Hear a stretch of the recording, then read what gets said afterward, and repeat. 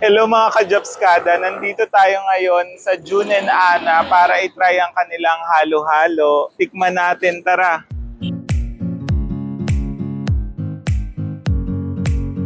Tapat siya mismo ng Ultra Mega Supermarket dito sa Padre Garcia.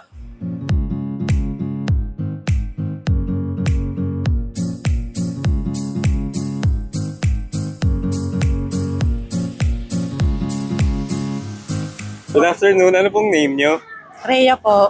Dalas po kayo dito sa, ano po ba to? June and Ana's halo-halo? Oo, talaga. Lalo na pag gantong panahon, sobrang init.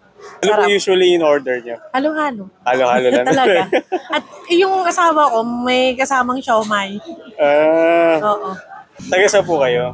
Taga Pansol. Pansol? Pansol pa dito. Dito naman sa Padre Garcia. Okay. Oo. Kasi mayroong Pansol sa Laguna, di ba? Sa Calamba. Kung i-rate nyo po yung halo-halo from 1 to 10, ano 100! po? Siyempre! 100. Nice. Thank you po.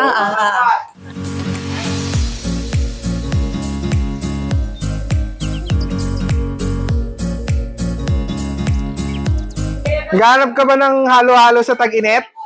Ito, saktong-sakto. June and Ana, dito lang yan sa Padre Garcia.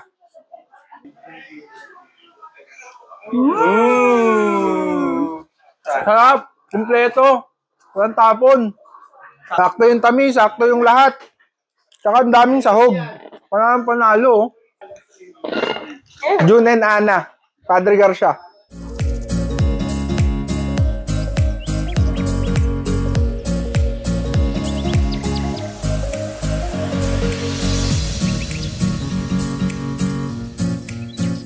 Masarap. Bagay na bagay sa tag-init. Malamang mo. Ang lamig.